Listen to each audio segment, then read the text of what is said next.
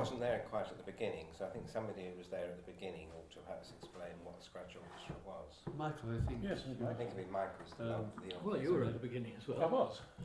But you were I the founder. I wasn't the only one who was there at the beginning. No, you weren't. No, we both were at the beginning. So it was you. I was as well. Yes. Well, it grew out of the Morley College experimental music class, which Cornelius had started, I think, in 1968.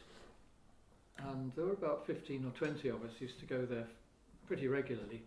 Friday on, evenings. Friday evenings, yes. And It started at the beginning of the academic year, 1968, so yes, September. I think I joined in November 68. I actually heard about it from one of my students who said there was an interesting experimental music class going on. Who was that? Do you remember? Well, I can't even remember who it was, but it was not somebody that Nobody. nobody that we know.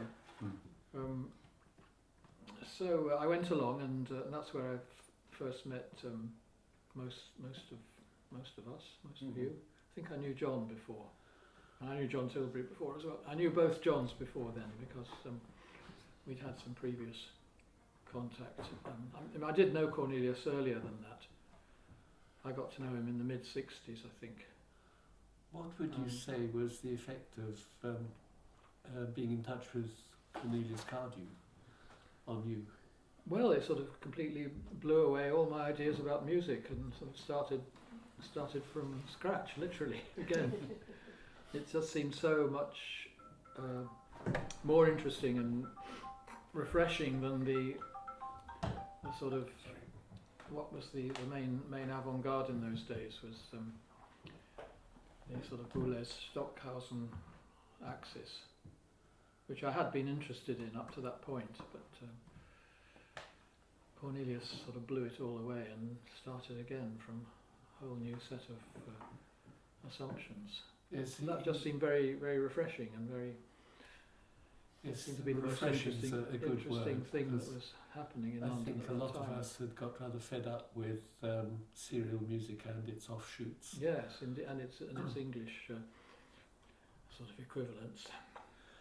Yes, I remember Cornelius having a terrific effect on me. I think I encountered him through John Tilbury, who organised a concert at the Royal College of Music in the early 60s, was it? I can't remember. It was early 60s and I was 60, yes. teaching there. Yes. And How did that come about? Somebody must have been inviting me to. yes, I don't know how it came about. Or one of the students there. Was Brian Dennis there then? At the time, Yes, or I think he'd have been there. who else? Roger Smalley Probably through might have Roger had some. Smalley. Yes, I I remember Cornelius just having this wonderful effect on us all, you know, because contemporary music had consisted of 12-note music of one sort and another, which I got rather fed up with because instead of the composer making a statement, the composer was reciting a list of dissonant intervals. And it was rather like trying to have a conversation in Latin, which consisted of the words amas, amant, amant, amatis, amatis, amant, kind of thing, and not actually saying much. I just have a vivid memory of contemporary music concerts in the 50s as being an evening full of high dissonance and a general feeling of musical contention. Are you talking about the college or a college or No, the like just SB&M and SPNM, things like that? Yes. concerts of contemporary Because music. the RCN they hadn't even reached serial music. Oh no, the RCM At that was time. full of neo-Elizabethan modal cowpat music. Sounds like a good idea for a piece. Yes. Yes, I think I was a bit rebellious by nature from an early age. My first music teacher had been a second-generation pupil of Brahms and educated us all in the works of J.S. Bach, Mozart, Beethoven, Brahms, Schumann, etc. And I used to try to wind her up as a teenager by bringing along pieces by Hindemith and by Mio. It didn't succeed because she used to shove me off the chair and proceed to sight-read the pieces better than I was playing them after a month's rehearsal. But then at Royal College of Music there was, as I said, this neo-Elizabethan stuff going on. And that wasn't just the old professors, it was the young ones as well. I remember John Tilbury organising this concert with pieces by, let's see... Well, Cardew and probably some of the Americans, certainly Cage, probably Feldman, one of the duration pieces perhaps, and Feldman, Cage, maybe Ella Brown. Well, John, I don't know if it's the same concert, but I have a memory of a performance of Lamont Young's poem at the Royal College around that time. Yes, Could have been, yes. Was that the same concert? Yeah, it could have been the same concert, yes. Lamont Young's poem, the sounds consist of people moving furniture around and dragging tables and chairs across the floor in order to make friction sounds. Yeah. And not a musical instrument inside. Those sort of things That's because in those days. Actually, that was not in the score, but that was traditionally, that was how it was first done. That was how it was first So done. that became a kind of norm, but there's nothing about chairs and tables in the score. I think it's just activities. Well, I remember, to get back to Cornelius... The title actually is Poem for Tables, Chairs and Benches. Oh, is it? I think it went the other way round. I think it started off with the tables, chairs and benches, and then people moved away from that and used different sound sources. Yeah. I think the very first time I went to Morley College, to the class, we performed poem. But we didn't perform it with tables, chairs and benches. Cornelius said just use the durations for any That's sound right. you like. Yeah. Just choose a sound, and I think he worked out a series of durations which are based on random numbers. So everyone had a duration during which they had to make a continuous, as far as possible, a continuous sound. But it didn't necessarily have to be chairs and tables and benches. But actually I also remember Cornelius saying at one of these, or maybe he wrote it in an article, he said that he found the sounds of tables and benches being dragged across a floor space, depending on the quality of the surface. That he said he heard beautiful sounds like cellos and French horns. What year was that? That would The have concert you been- were talking about? Well, the concert at the Royal College would have been in the very early 60s, I think. Because I was only there for a couple of years. Even before that. 1962 probably. I don't know if anybody remembers the No, it concert. would have been earlier. 61 probably. 61 it might, yes, I was there in 61. I think it came a few years later, but I remember the first time I saw Cornelius was at a concert, I think it was at the American Embassy, and he did the Lamont Young piece for Henry Flint. Oh, I was at that concert as And, well, yes. and I think, was it Susan Bradshaw? And tried to drag him off the Somebody, piano. yes, was it What he's Susan? doing, these clusters, like, you know. and, Yes, it consists It was of... very, very, very dramatic. It was, I was still at school then.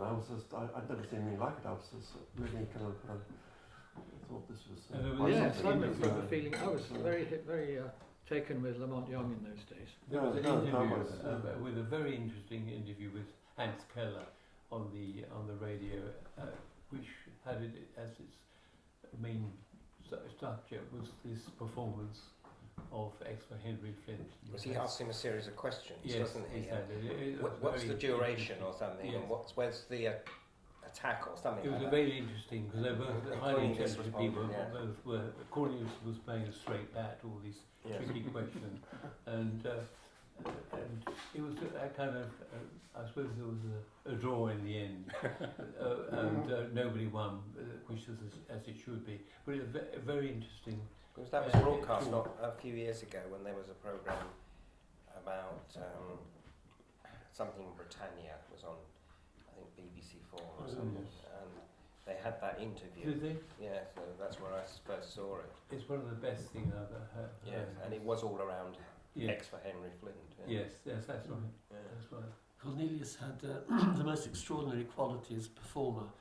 I can only think of the adjective priestly, because I remember in the early 60s collaborating with him and David Bedford and some other musicians, and there's one piece that involved a lot of work with balloons and shaving cream, and I just remember Cornelius Cardew approaching the performance with a kind of quiet confidence and gravity that one would associate with a concert pianist doing the whole of Bach's 48. There they was being completely serious about something that somebody else would have been reduced to fits of giggles. I think that's on film as well. I think it's in it where he's Yeah. foaming up his Yes. and then getting a razor out. I remember another performance, I think it was on the Scratch Orchestra, where it was a darkened, I can't remember where it was, a darkened hall, and Cornelius he's got a cello bow, he must have been playing the cello, and it's as if he's like swallowing, like a sword swallow, swallowing the bow. It's extraordinary. Actually, talking of the 48, Cornelius was a wonderful performer of Bach's music, and on one occasion I was there with an all-night party, and Cornelius, there was a piano, grand piano there, so I can't remember where it was, probably somewhere like Earl's Court, and Cornelius had prepared the piano completely prepared, and began playing the 48, or the first book of the 48, and this went into the early hours, and every so often he would extract preparation. So gradually the music of JSB would emerge in all its glory. As dawn broke, there it was. It was a wonderful, very inspired moment. The whole thing was inspiring. One of the many performances that I relish and remember well.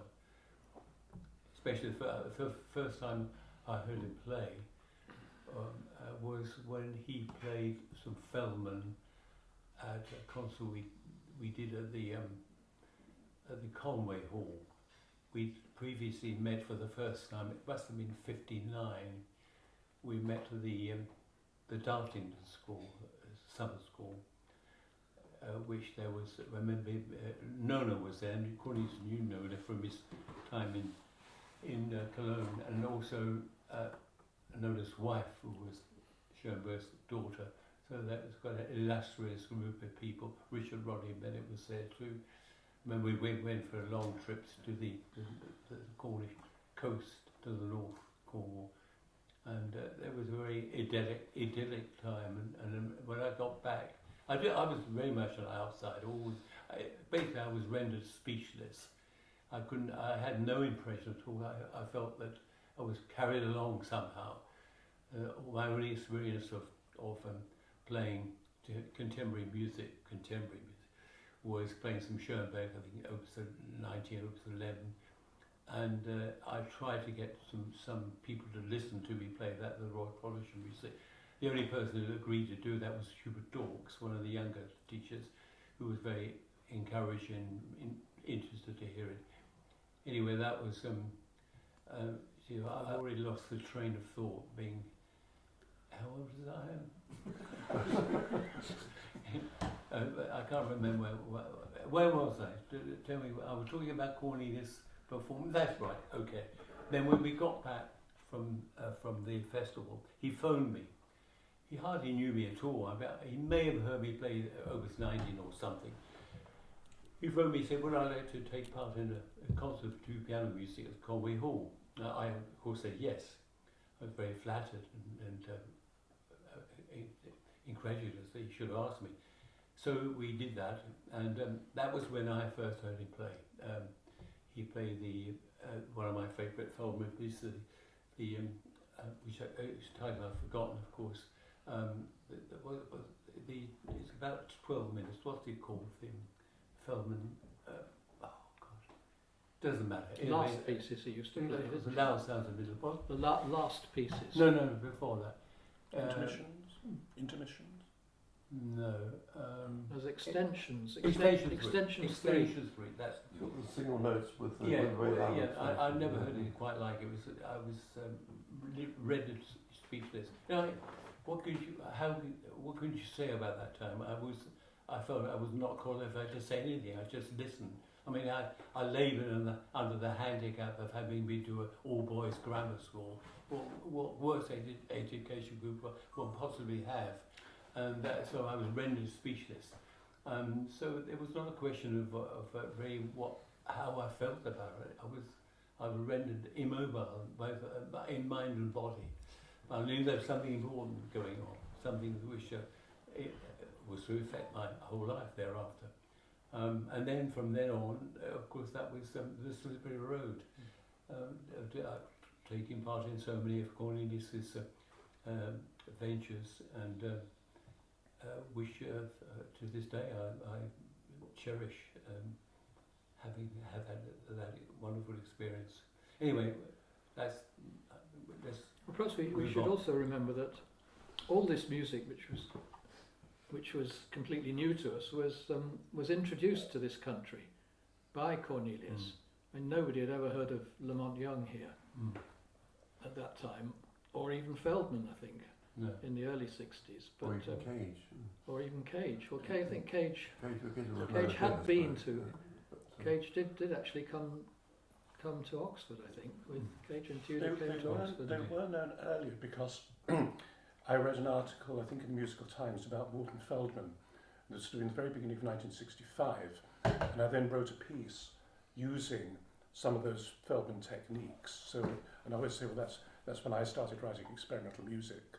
So I was 14 then, and I knew about Lamont Young as well, also through articles. And probably through articles by Cornelius, because he wrote about quite Lamont possibly Young in the in I don't know, there's a Musical it Times. probably would have There been was an Musical arts Times. magazine. There was a London There magazine. was The an London arts magazine. He wrote an I article about Lamont Young, and also an article about Stockhausen's Plus Minus. That's right. And I think I've still got copies of those somewhere. But he was really the initiator of performances of those American experimental composers in the 1960s. And that was an iconic performance, of course, of the Plus Minus with Jevsky. That's the kind of almost like a yardstick, but people often refer to that.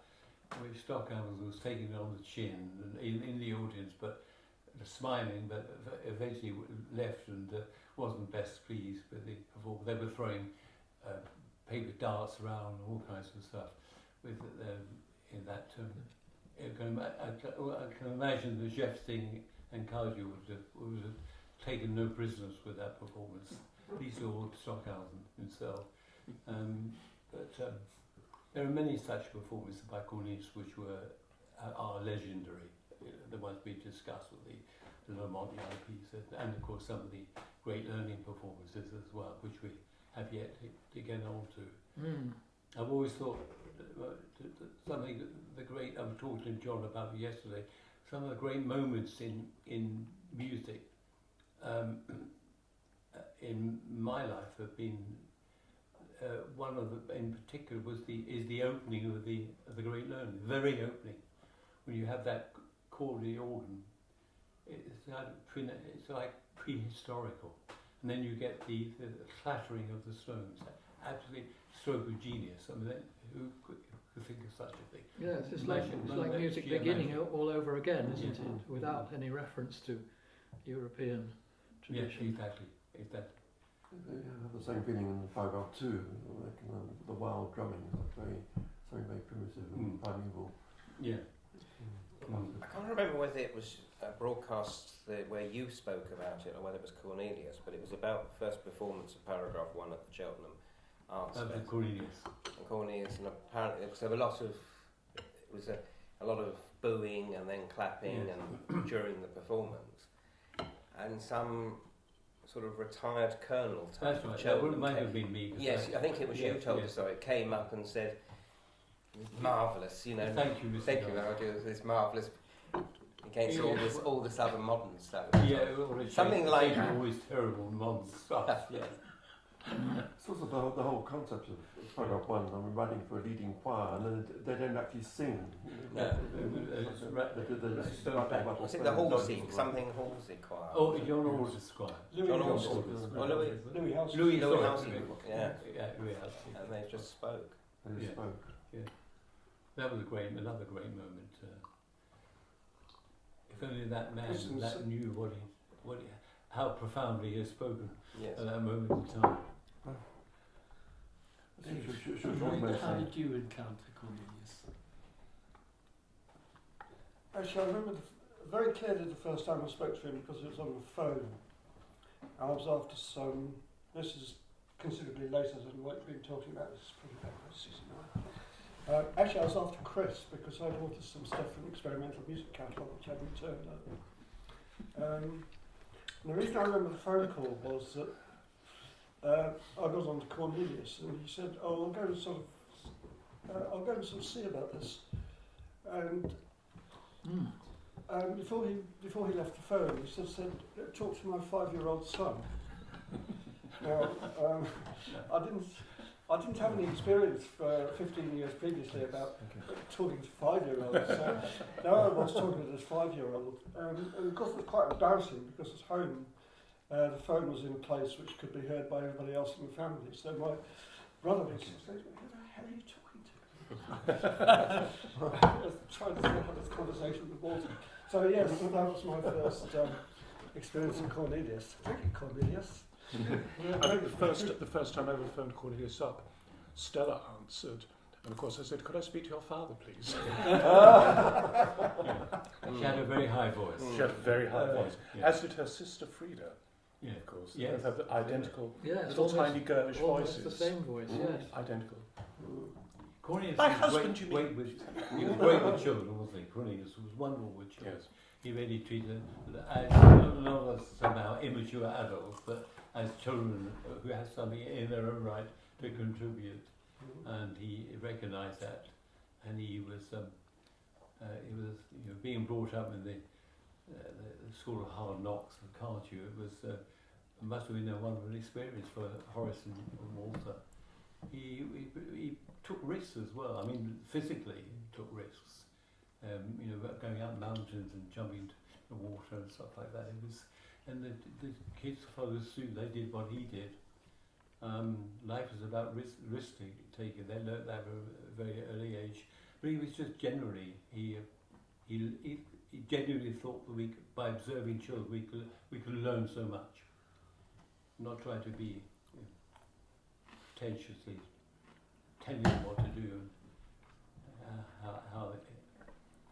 how the main aim should be to learn to be a respectable member of society as an adult. But some of the musical gestures in the Great Learning are childish gestures, knocking stones together or hitting a cushion with a stick. Is not something that would occur to a trained violinist, but it might well occur to a child. There's a very strong childhood element in the scratch, the early scratch, like snake whistles and sort of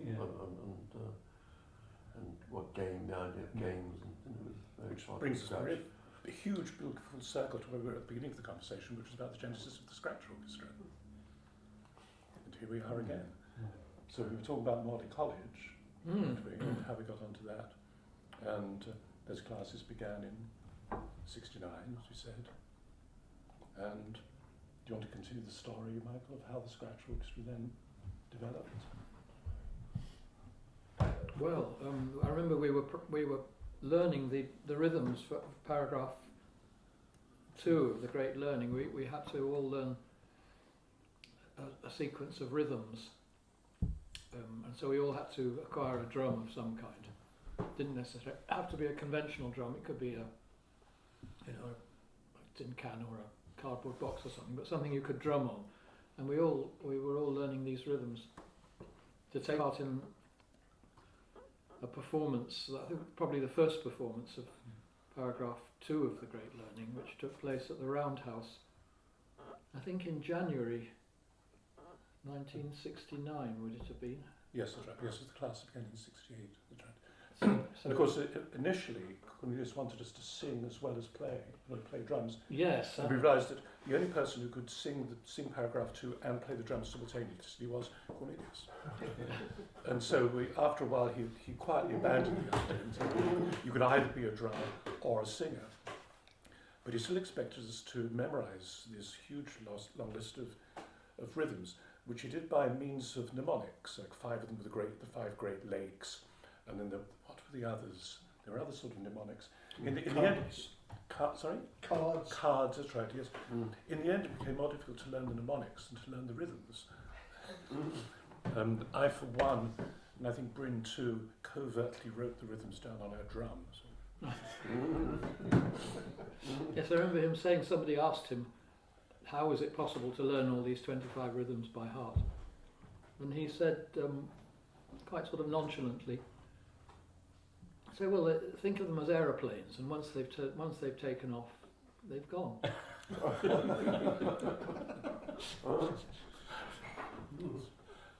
Here's another image to clutter one's mind with. So anyway, he got. It wasn't just the people from the Monte College class. He had a kind of mailing list, didn't he? I think, or set up a mailing list in order to get more people together. Well, that was because the drumming was so loud. We needed more singers. The individual singers turned into a chorus, and we needed sort of 8 or 10 people for each drummer in order to balance with the volume. And even then, the singers were struggling to be heard at all. In the score, I've always felt that he underestimated the number of singers per drummer. So I think when we got to the Roundhouse performance, he just said, "Well, just invite everyone you know to come in and sing," because you didn't have to be a trained singer. Yes, no. You could learn it in. You could learn that. There was you didn't actually have to read music. No, you didn't. You could just get it off somebody else. Well, there was a leader for each group who would be singing the pitches, and that person would be a trained musician, and then that person would be supported by a whole group of other singers who didn't necessarily need to be experienced singers at all. They just sang as far as they could the same note as the lead singer was singing, and because the circumstances of the performance were so different from those of the first performance of Paragraph 1, which was done by professional singers in a conventional concert situation. And here we are with 50 amateurs in the Roundhouse. It's a very, very different idea, which I think is an interesting move to see Cornelius is thinking. I think it's worth mentioning in connection with the scratch, because Chris and I were at the Royal Academy of Music, and Cornelius was our composition teacher. Didn't know too much about harmony and counterpoint,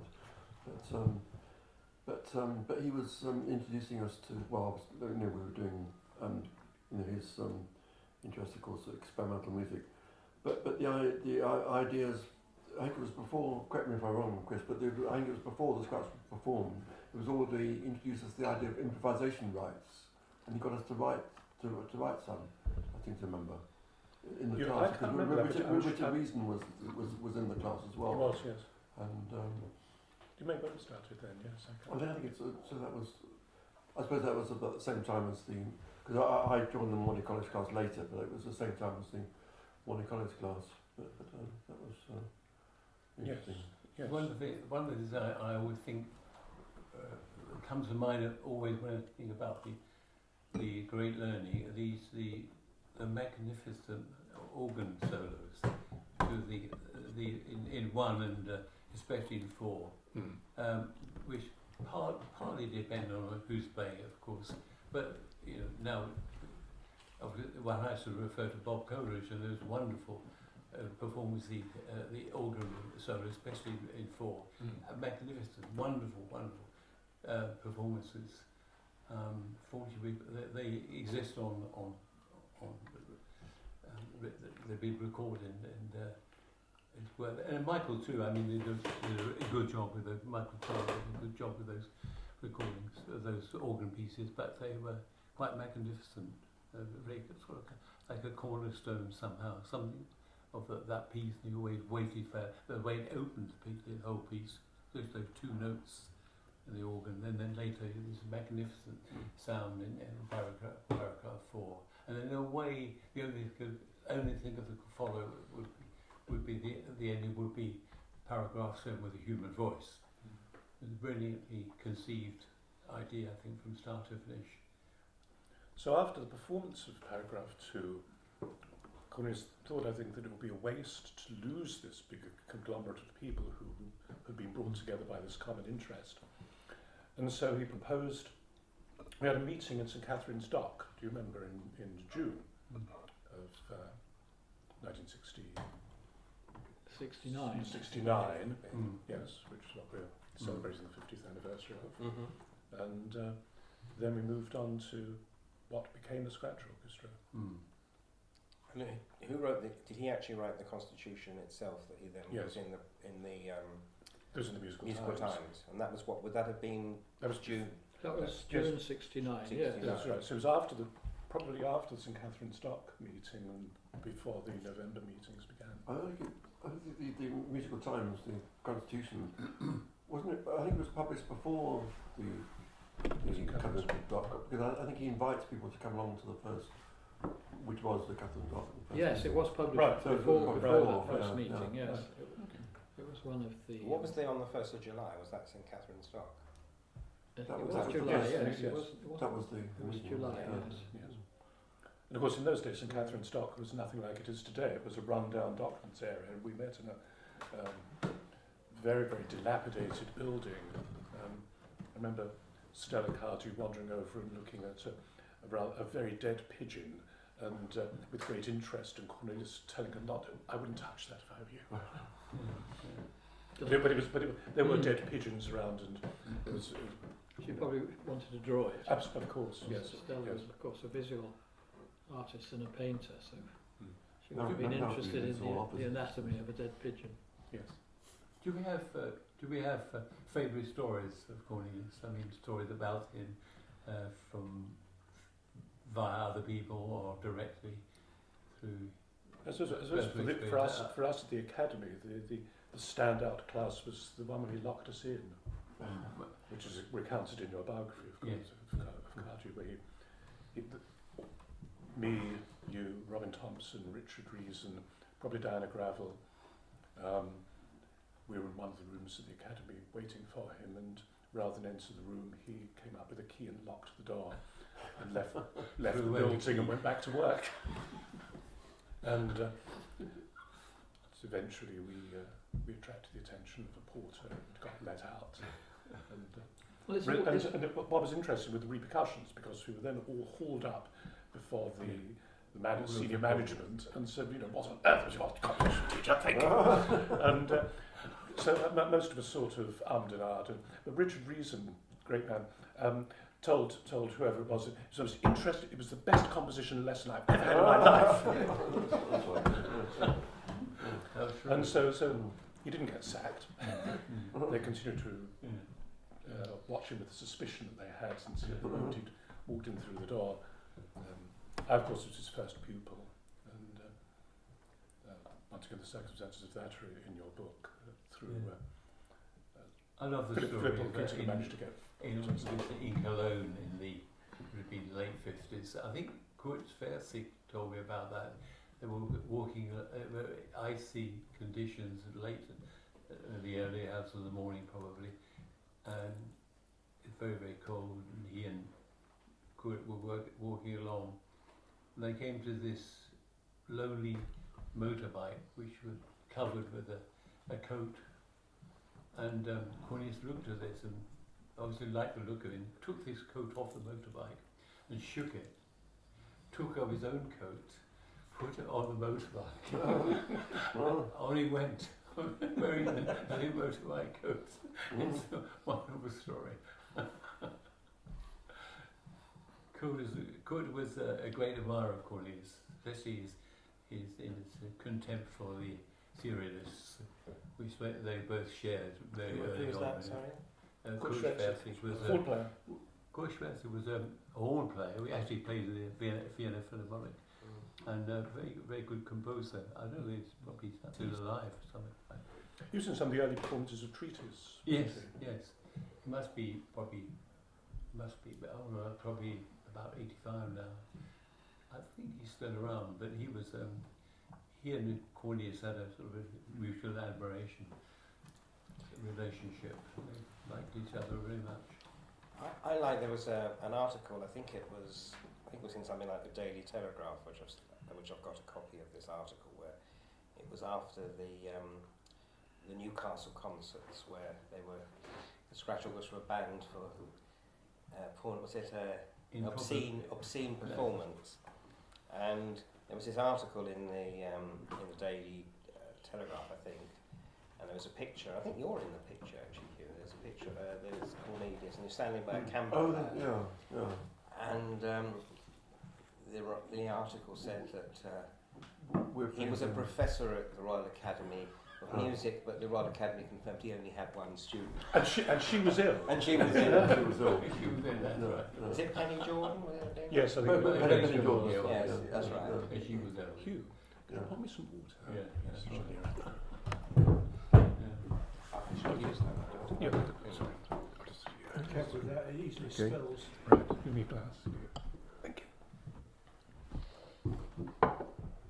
There are many stories. I mean, well, I remember with John was telling me that he was about to go on stage, was feeling rather nervous with Cornelius to play that very long piece for Tuba and cello. Tuba and cello. And she was, yes, and you were feeling very nervous. Then you looked at Cornelius and you said, no, if you just, he's with the behind, waiting in the wings, you knew that everything would be all right. And he did have that, whatever scrape you were in, whatever the problem, you always felt if he was there, it would be all right. It was a very unusual programme booklet because it was like there were two booklets. One were letters from you to Cornelius, and the other one were letters from Cornelius to you. And it was just a series of letters. There was nothing else about the piece. They were wonderful. That was just a series of letters. Wonderful thing, those letters. Quite a lot about both of you. And of course, the second week of the Scratch Orchestra was the performance of Cello and Tuba Machine by John Cornelius. Yes. Okay. Yes, before you did just in the South Band. I remember Cornelius commissioning the piece from me for the University, I think. And I think he asked for a piece that would last half an hour. And I wrote this piece, which turned out to last, I think, 5 hours if you play it from beginning to end. How long was the Kingsworth Hall concert? I think that's about 3 hours. About 3. Because I always remember the review. I think it was Felix Abraham reviewing it. Abraham. And it was at the same time as Klemperer had been doing Mahler's Second, and I actually went to the Klemperer performance of Mahler's Second, and he looked dead. He was carried out to the podium, and there were very tiny gestures, and it was a very long performance of Mahler's Second. And in this review, they reckoned that you were both had been rehearsing with Klemperer. with Klemperer for Mahler too. Yes, I think Felix Abrahamian finished the crit by saying the audience needn't have turned up.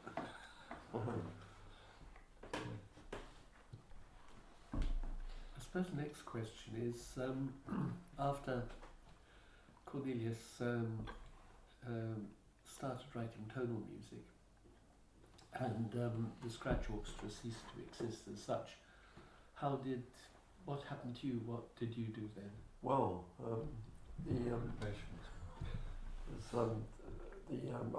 after the Scratch, when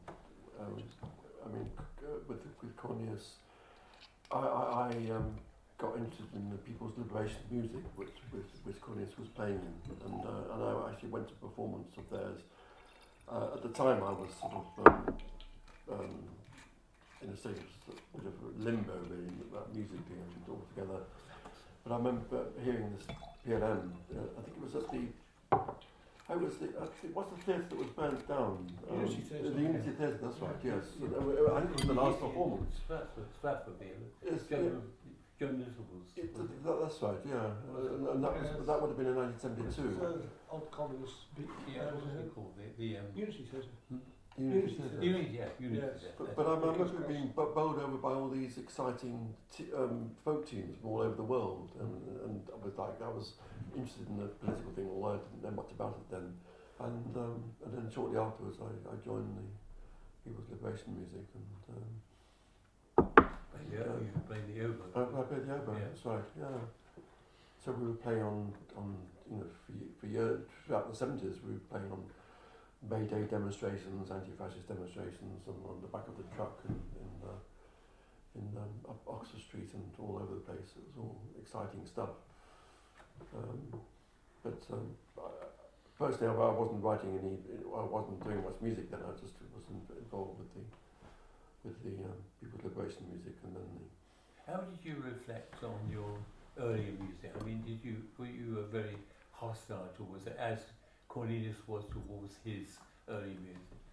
We would all say excessively so, but he was very hostile. Perhaps that was necessary psychologically to move to a new stage. You had to completely wipe out all the early music he'd done, because the strength of it, I think, because it was so strong, that early music, great learning trees, stuff like that. To leave that behind, to go and what was it? What kind of justification artistically was there to do that? How did you square that? Or was it? It's a good question. I think because, as you say, Cornelius completely rejected the early music, but I didn't sort of consciously say that all the experimental stuff I've been doing was rubbish. I think I just sort of ignored it, and but wasn't sure what I wanted to do musically. So I was in a state of limbo, like I was saying earlier. For years, I wasn't writing or playing, for quite a few years, and that's all I can say really. But it was very difficult times. I remember being quite depressed and not knowing what earth I was going to be doing. Really, I was interested in the politics and then got involved politically, but musically I just didn't. Did you agree with Cornelius' stance regarding his earlier music? Were you surprised by it, or did you see, being there at the time, did it seem an understandable step for him to have taken? It seemed an understandable step, but I think I remember at the time thinking that Cornelius was writing pieces like the Talmud variations, which is rather extraordinary because of all the time of the Maoist sort of thing against sort of like classical, Western classical music. But here was Cornelius writing the Talmud variations, which is which is a wonderful piano piece, wonderful piano work. Well, there was a sort of hybrid period, though, wasn't there? Because before he totally rejected, so that when he was asked to do paragraph 1 at the Proms in '72, he decided to politicise it and sort of truncate paragraph 1 and 2 and put them together as a single piece. In the prom, you mean? In the prom. And it was probably the one and only occasion when a Radio 3 announcer said, by agreement with the BBC and the composer, the political content of this, because there were going to be banners and all sorts of things, and all of that was taken out. But the point of this really is that there was a hybrid period where he hadn't totally rejected, and I remember him saying, "Oh well, because of the lack of syntax in Chinese, you could have a slightly different interpretation of the Confucius text," and he kind of gave it. In later years, soon after, he regarded it as a mistake, that it was wrong to try and do that. Yes. Well, there was a Maoist slogan, wasn't there? Make the past serve the present. Well, exactly. Yes. But he said that. And he that followed that line at the beginning. He didn't think it worked. Yes, I think that a lot of us were in a kind of limbo at that time, not knowing quite where to go. But we nevertheless played. I think in a way that was in its own right. That idea of being in limbo was a justified position to take, not knowing, and it wasn't right, which is what Cage rejected. It wasn't right. He occasionally, Americans said, we should stop our activity and reflect on what we're doing. But we went on, although we were unsure, we were in limbo. That was clearly, in my opinion, that was the right step to make. We were in limbo, we didn't know, but we played. We continued to play, tried to work it out. The Americans said, you shouldn't do that. There was that great confrontation in Munich, in Venice, and there was one in Munich as well. Yes, in Munich, when we got up and denounced our performance, which was ironic because that was when we were playing and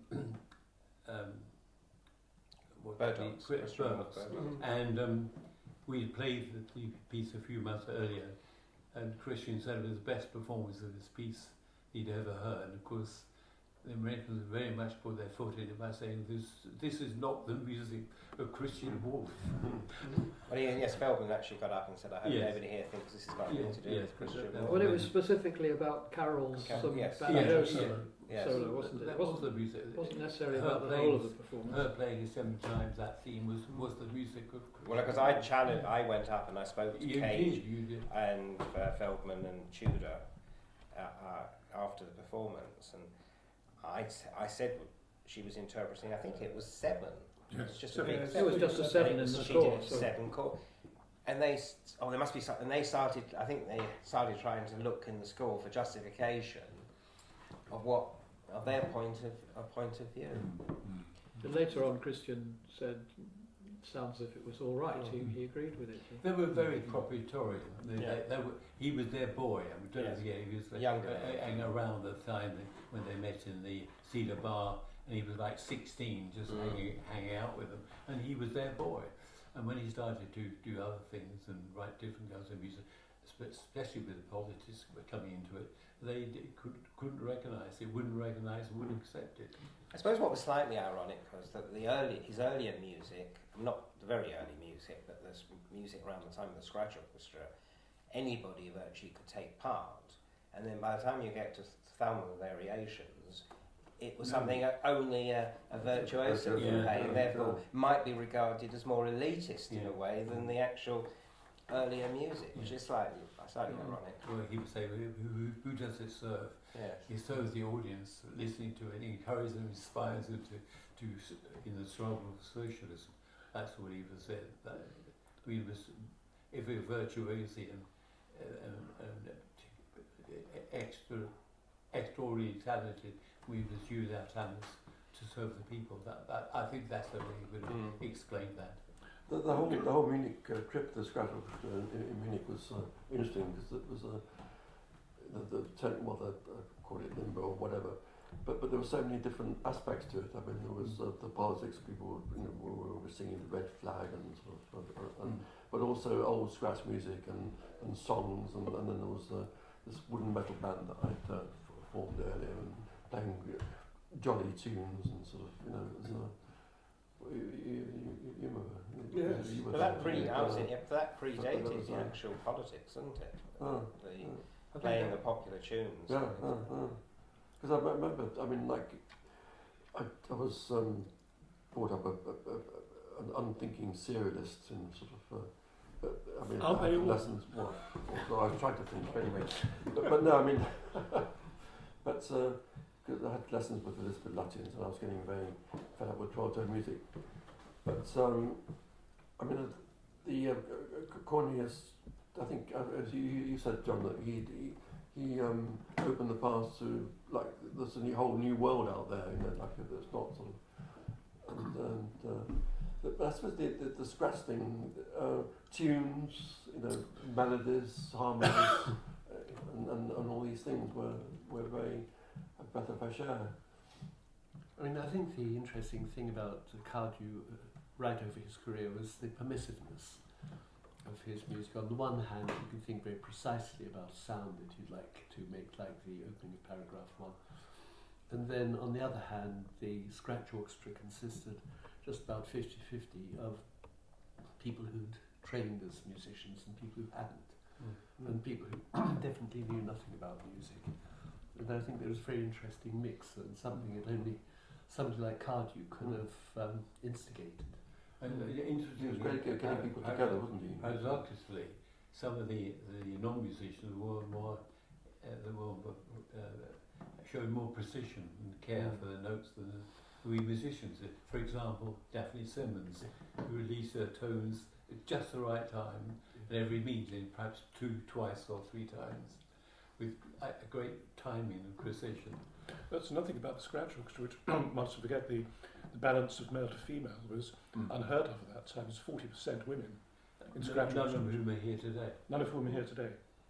Oh, right, that's interesting. But so that was unheard of at the time, Yeah, that sort of mixture. Oh. Yes, it was a pity. That's why I was It would going. be You, John, nice so to have that. you should have got Carol Feynman. Catherine would be Ilona. great. Catherine would be Ilona, is Ilona still alive? Yes, she is. She's- She should have been here today. Well, I'm not sure about her. Well, but she goes back to the yes, 50s. I mean, you know, she's so- He doesn't go out with much loose these cannon. No, days. no, I thought she's. But certainly Catherine would have been good. Yes.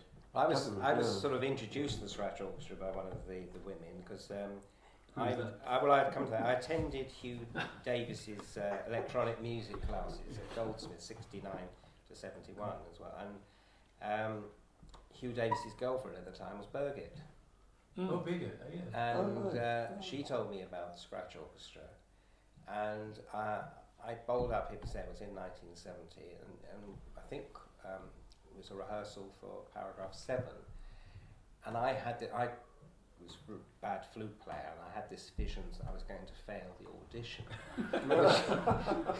And I think You could roll about. and I think you were the first person I spoke to. I think you assured me that auditions didn't come into it.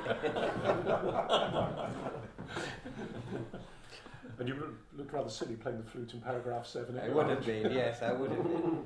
But that first rehearsal, I mean, I'd never seen anything like it, and I think it's worth mentioning. A paragraph 7 is just on one piece of probably A3 paper. A4. A4, is it? One piece of A4.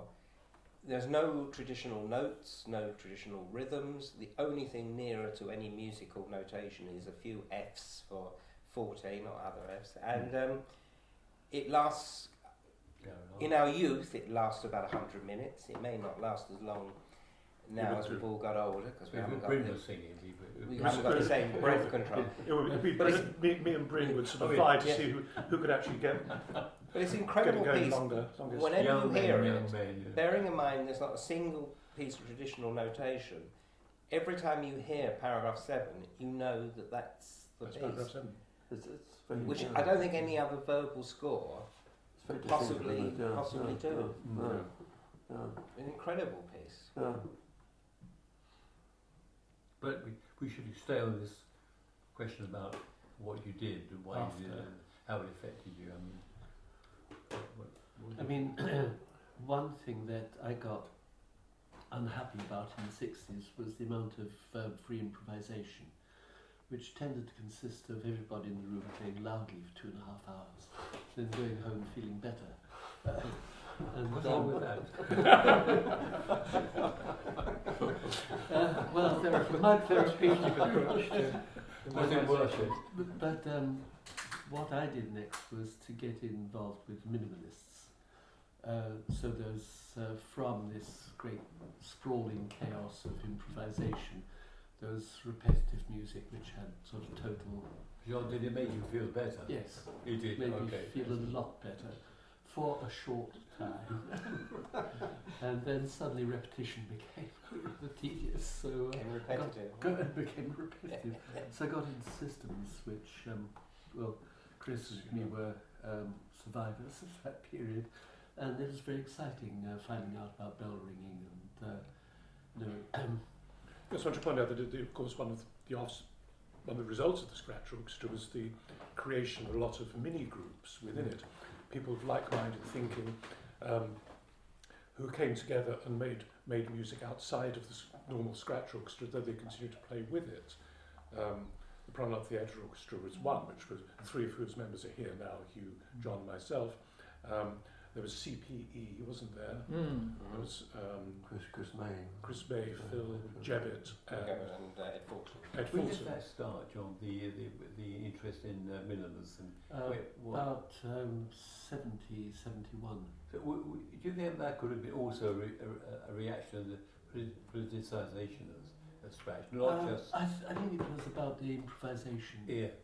I mean, I didn't feel too happy about what I sarcastically referred to as Boy Scout songs that were taking over. But I think it was about then that Glass and Wright came over. Yes, 1970. And also there was a Scratch Orchestra meeting, I can't remember when, but it was still at the place, where Lamont Young and Pandit Pranath came actually to a Scratch Orchestra meeting and played some of his Theatre of Eternal Music. And that was at a Scratch Orchestra meeting. There was also the performance of In C, Oh, 68. 68, yes, right. Which I organised. which so I remember, That was first in the country. Cornelius playing the keyboard studies at one of the. That was one of the Commonwealth Institute concerts, the Riley Keyboard Studies. I hadn't No, heard that. which was a wonderful performance. They began playing it before the audience entered. So they'd already been playing for around 20 minutes when we came in. So it had, you were one of the pianists. It was you, Cornelius, David Bedford, and the fourth, I can't... Sigmund What Kraus. Was it Sigmund Kraus? What Oh, was Sigmund this? Kraus. Keyboard Studies. Oh, yeah, okay. But the keyboard... Best performance of the piece I've ever heard. Absolutely wonderful. Mm. And to speak of number, we're talking about the hostile reaction to Carroll's interpretation of the number 7 in Burdocks. Remember that in that same series of 4 concerts, you did treaties, and I remember that performance of treaties, and this also goes back to memorable moments with Cornelius. Which was that? Which one? Was The one, once again, the Commonwealth Institute yeah. concerts. Okay. And the first thing that happens in treaties is the number 34. And in this performance, what you did was to play identically 34 sounds, each sound lasting for 34 seconds. And it was the same sound each time. Yeah. So that's 7 minutes, Yeah. and you've only got to the first number, Yeah. and the piece is 193 pages long. Yeah. So you thought, we're in for a long haul here. Yeah. Yeah. I think the rest of the piece went a little bit faster than that, but I thought the idea of 34 sounds, 34 seconds each was a lovely interpretation. It's nice. It's the one of the few pieces you could say begins with a stumbling block. You know. Yes, yes. And I use that piece a lot with my students these days, and nobody has ever thought of interpreting 34 in that way, obviously. You It's did, a challenge. It's the highest number right at the beginning. Yes. It's very, very difficult. It is so much challenge. Should put a lot And of course, the challenge, doing the challenge before that, which once again my students never seem to notice until I point it out, is what do you expect to see at the beginning of the piece? Some instructions. There aren't any. No, nothing. Just giving you this object, I think, is something only Cornelius would have thought of. And the precision of the writing, the precision of the graphic illustration. Going back to the minimalism, you did Rainbow and Curved Air as part of your Volo solo concerts. Yes, And that was in 70. that's right. Yes, yes, the two of us did it. You two of you did it, yeah. That was Yeah. that would have been in 70, wouldn't it? Yes, Oh, 70 or 71. yeah. Was absolutely work with the Commonwealth Theatre Orchestra and a lot of. Because there was this lovely meeting at Was the it house influence? that Gavin and Evan Parker and I shared in off Kilburn High Road, where when Rice was visiting, he brought along a tape recorder of 4 organs, and we played him scratch music, and we all got together in the room that I was renting, because that was the largest room, and we all sat on the floor, and Gavin brought 2 Revox tape recorders down and set up the sound system, and so we heard 4 organs, which was an amazing piece, and we played Rice scratch music, which he was quite nonplussed with. Meeting of minds, Yeah. not.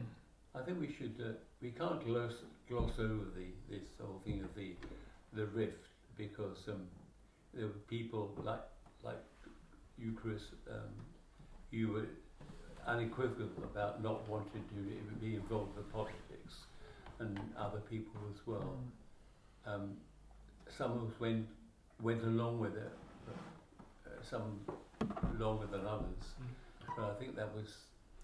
I think Let's not forget those meetings that were really harrowing meetings. Well, I'd where left, people I'd left broke down before and that. cried and wept and stormed off, like Dave Jackman and people like that. So I'm not going to have anything to do with this. It was really traumatic. There was a time. discontent file. Yeah. Discontent file which started off that whole process of different views as about what was happening with the orchestra. Yes, yes. People contributed Well, to it. the first discontent really was a feeling within the orchestra of a resentment between those people who could not read music towards those people who could read music. And that actually is preceded by a few months, I would imagine, the politicisation of the orchestra. But one did feel that there was this sort of unease growing. And actually I left at that point. I left AMM as well. Mostly because my diary was getting full of unpaid gigs. I just was spending so much time playing, and I had to earn a living. So I needed time to do that and to get on with my music. So I left really before things got very harrowing, as you say. But yes, of course, reading the book and knowing the people who were there, then yes, obviously this does need to be examined. The same thing happened to me in a way. I mean, I was more involved and more, perhaps less than Hugh, but I went along with a lot of the analysis and criticism. But I still went on earning a living as teaching the piano and playing bourgeois music, reactionary music, like music of Feldman, for example, and Cornelius' early music, so which he would have found completely unacceptable. It did say he found that unacceptable. But one has to. He accused me of being a revisionist. He said, "You, the worst of it, kept communism away from the party. You should, the scratch orchestra, you kept quiet about it. Why did you tell me? Why did you spread the news, the good news?" He accused me of being for that I didn't come out, you know. Which there's a lot to be said for that criticism. So it was. They were difficult times. They were really traumatic times. And I think the problem is that relationships. The problem is that we tend to be pragmatic about it, and Cornelius' viewpoint at the time really was that there is only one correct way, and that was his way. Yeah, that's right. And that you were either right or you were wrong.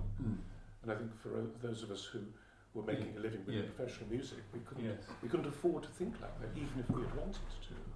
One thing I do acknowledge about him, that he didn't believe in this sort of convince me politics. He didn't believe that he would stand there and convince you to be a communist. You had to make that decision yourself. He laid down the line. This is what I think.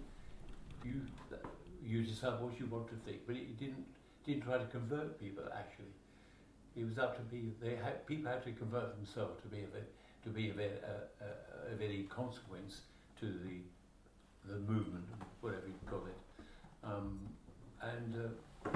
That was, I think, the correct thing to do. He didn't try to persuade people. He just said, "This is what I think. This is what I do. What do you think? You make up your mind." And that was. He was quite unequivocal. I mean, it was hard work to talk to him because you knew what his stance was, unshakable, unmovable. What could you do? And people say there were big cracks beginning to appear in his hardlinism, but at the end, apparently said he wanted to team up with AMM again and play with Keith and Eddie. May or may not have been true. I mean, how would he have played? What would he have done? So who knows? I mean, I think when the question we might ask is, what would Cornelius be doing now? And none of us can answer that question. But although Friedrich, yes, he did say, he kind of answered. He said, all we know is that it would be something quite astonishing. That we do know. Hugh, to say a little bit about the Canadian tour. Yes. I don't necessarily drag last year, but we should say that. Well, perhaps you can give the background to the Canadian tour. The Canadian tour was in 1979, and it was organised by the Marxist Party. The Cornelius was involved with the Revolutionary Communist Party of Britain, which I was also supporting, but I was less involved politically than Cornelius. But I was very much a supporter. And the Canadian party, like the sister party, the Communist Party of Canada, Marxist-Leninist, which was led by Cardew, who was a very controversial figure. They organised a youth tour throughout Canada, and we were asked to take part. We being what was then the Progressive Cultural Association, which Who was the like scratch would have been in that then? The old scratch would have been yourself. Myself, from the old scratch. Not Michael Chant. No, he wasn't involved with that. Who from the old scratch? Yes, good question. I mean, Laurie was in the scratch, but Laurie Baker, but on the outside. I was the only one from scratch. Yeah. I think, and then Cornelius, that's right. Yeah. But it was an extraordinary tour, and I found it very exciting because the idea was to write completely new songs in a very short space of time. So we were given these poems by Cardew. Very wordy. Very wordy, yeah, and some were a lot better than others. I think some of the poems were good, but some of them were very politically very sort of dated and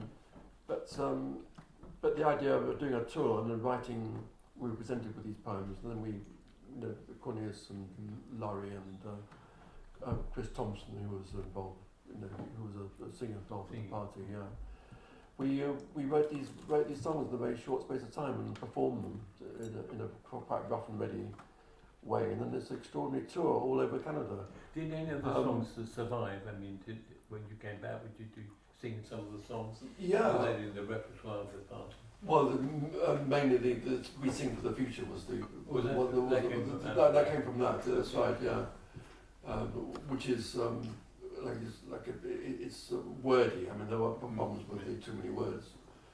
But some people have compared that to the Eton boating song. Of course. Very similar. Yeah. But from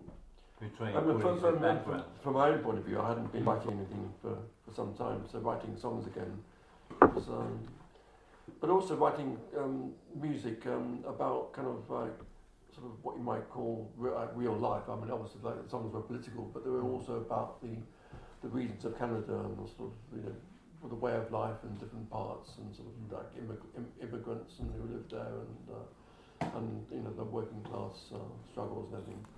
And this was made an impact because it was like music about real life, and that's had a lasting effect. Because not all the stuff I do is political at all. But it has that sort of thing of writing music about sort of people and places, I suppose. Personally, I think that was a good thing. Good thing. Yeah, it was good. It was very exciting.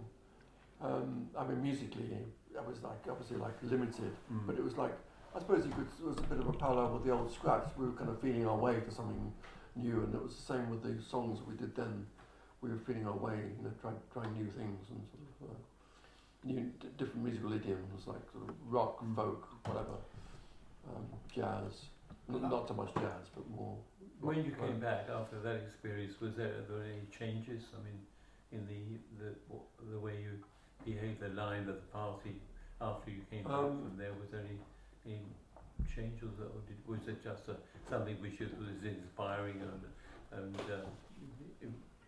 encouraged to go on and do more cultural work? Yeah, I mean, it was inspiring in the sense that the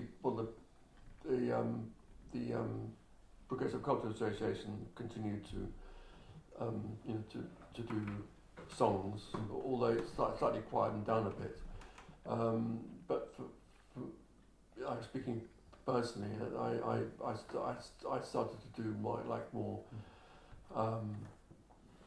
classical pieces, but they were kind of like definitely inspired by that experience. So we're no longer talking about the Scratch Orchestra, we're talking about Hugh's experience as an individual who had been in Scratch. Well, I think that's very relevant to what we're talking about. Yeah. We've all sort of been blown to opposite ends of the country in certain ways, and we're still doing music. And in what direction? So, is there anything either of you two would like us to develop or whatever? I mean, any that we said that you'd like to say more about or not? I mean, it doesn't matter. Just sort of, in case you something. Actually, something that's come to mind for me, because I'm doing an adaptation of Romiana at the moment, and I walk into my students and I say, okay, we have to make a procession. Bharata is coming to Rama in the jungle, and so we have to have a procession with elephants, please. And could we also then move after that scene into the jungle? And it's going to be a very beautiful jungle, but there are demons. and I say, here are some instruments. I'll come back in 20 minutes. And I can do that because of you guys. Well, I think Cornelius really opened the door on that kind of thing, that rather than say, here's some notes, you've got to play them properly or else. Instead of that, he would, well, like this piece called Treatise, it's graphic design, really, and you select aspects of that design, for instance, curves, and you interpret the curves, and there's nobody to say, you got that wrong. Yes, that was the thing about the scratch orchestra in its early stages as well. Nobody ever told you what to do, and nobody ever assessed what you were doing. It was entirely a matter of you and your own judgment and your own conscience what you did. There was no such thing as a mistake or a wrong note. That's very nice, because talking about free improvisation, when I was with AMM, the most outspoken member of AMM was Lou Gare, God rest his soul. And Lou Gare had no hesitation whatever in going up to somebody. If somebody was from the audience who joined in, he would go up to them and say, could you stop playing, please? And quite forcefully, Lou was very strong about what was wrong in a free improvisation. Well, free improvisation, you can do anything you like. Not at all. Not at all. I learned that very quickly. So if you were playing a wrong note, you pointed out. If it was wrong attitude. That was more to do with the identity of AMM as a group. Absolutely. Wasn't it? Absolutely. And there were people who, in those days especially, there were sort of joiners in who were a great menace and a great nuisance. Well, yes, and the forcing out of Lawrence Sheaf was another sort of big deal with us in your Tilbury of Cardew. You know, there are difficult things with AMM, but AMM did have a particular ethos, obviously. Which, but I just throw that in as an anecdote. But yes, in the early scratch, yes, there couldn't be the idea of a wrong note, because one had people turning up at performances who had never been to the rehearsals. And I always refer to the fuzzy edges around the edge of scratch orchestra concerts. You have a hard core, an iron core of people who've been to the rehearsals, knew what the music was, this is what we're going to play. And then as you get further out from the core of the planet, you get fuzzier and fuzzier, and like the sun, and at the edge you've got this very, very fuzzy edge indeed. Yes, where people who'd never been there, and this sort of bit like Jupiter, you know, this sort of gas floating around. Well, some of us were teaching in art schools at the time. Yes. And what we would do is we would tell our students a little bit about the scratch orchestra and say, oh, by the way, there's going to be a performance next week at this. So some of them would just turn up and play and join in, never having. I have no idea about it. I think one of the problems of the scratch performances used to be people who had no background in performing arts and who would start chattering to each other, you know, having started off making a very specific kind of sound, and then sort of lose interest and start asking whether the weather was terrible today. But actually there was some censorship. I remember one of the structure of the Morley College classes was that it was a 2 or 4 hour class, and the first part of it was free improvisation, if you remember. That grew into the improvisation rights. And then then there'd be a break, and then the second half we'd be rehearsing paragraph 2 of The Great Learning.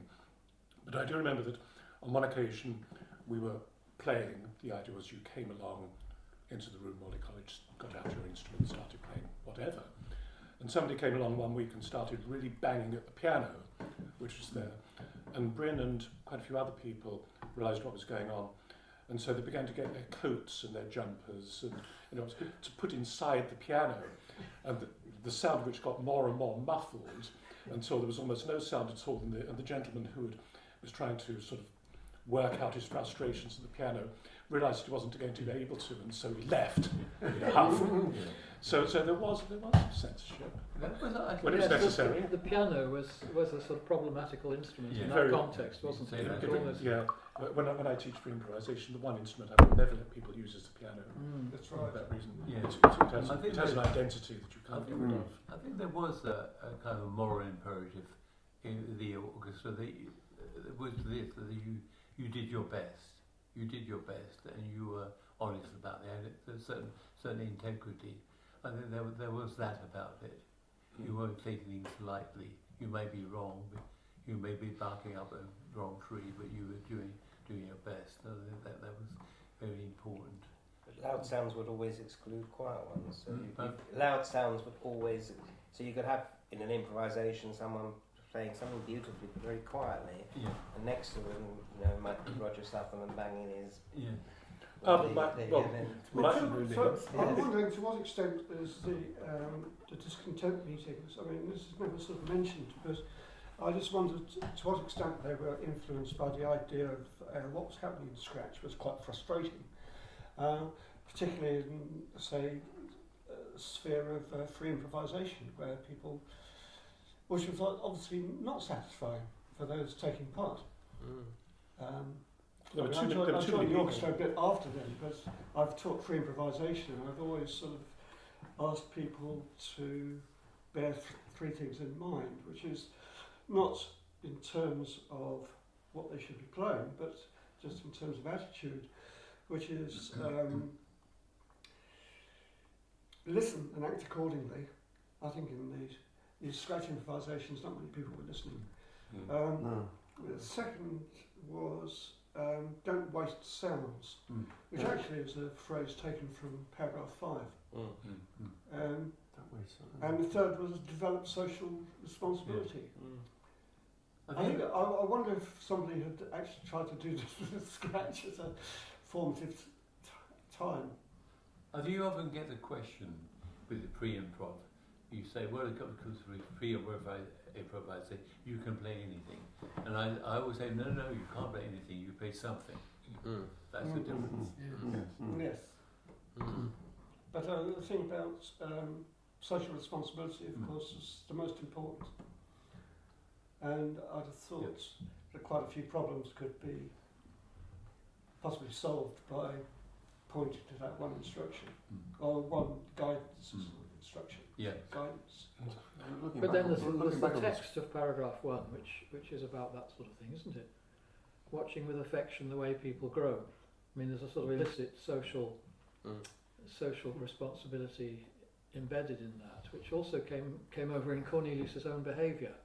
I think he very much taught by example. He wasn't didactic in the sense of laying down rules, but his own way of doing things, the way he played, the way he listened, and the way he behaved generally were influential. He was a real leader in that sense. I mean, the kind of leader that one would appreciate, not telling people what to do. He could suggest what he should be doing without ever actually saying anything, just by his own. I suppose somebody could say that's dangerous, a sort of guru type of situation. He was very special. I mean, whether he's a guru or how we describe him, he was very special. He was very something, and he reduced lots of us to be just to be aware of perhaps our own limitations, and it rendered me often speechless. What the things he said, I just listened, like, well, and even when I wrote the book, he was always there and standing on my shoulder, and I was writing something, and he'd say, "Hang on, is that the right word? You really mean that?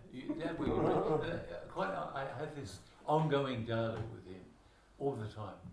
I think one of the things I always tested it with what I felt in my own mind he might have said, or would have said, how we might have rejected. And sometimes I would say, "No, Cornelius, I'm sorry, I'm going to say that. I know you don't want me to, but I will say it. In your relationship to Stella, for example, you were a cad and a bounder. You shouldn't have done the things you did, and you should have been more honest." But it's easy for us to say that, of course, all of us men. But that was the case, and that was a wonderful experience to have. It was very much there. I mean, I always thought, present company accepted, that Cornelius was a dead composer, giving a very good impression of being a living one, rather than the other way round.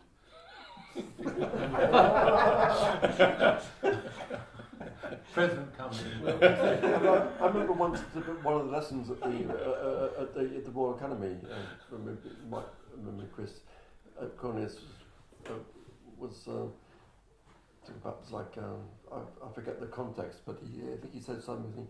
We shouldn't be sitting around just thinking how nice it is to be a composer, or something. We should. I think that one thing that he did teach was, excuse me, by example, was avoid woolly thinking. Much. I think you would agree, and Howard Skempton would agree too, that so much of what he told us was precision. Avoid loopholes. Make sure that your scores are watertight, even if they're verbal scores, or especially if they're verbal scores. But avoid woolly thinking. I think that's in his life as well as in the way he played music. It's that sort of focus and precision, which was a very rare thing. I think that is, if you like, the approach to the guru idea. Except that our notion of what many gurus are is that they're surrounded by woolly thinking. But at the same time, of course, he permitted is the wrong word, but set up a situation in the Scratch Orchestra where there was a lot of wool. But then I think, following on from what you said, I remember at the Royal Academy, I brought in a piece that I've been labouring at for 6 months, and he was getting very fed up with this. Obviously, what do you think on my part? He said, I want 3 violin concertos by next week. No, he didn't. It was a threat. That was a threat. Do something, or I'll make you write 3 violin concertos by next week.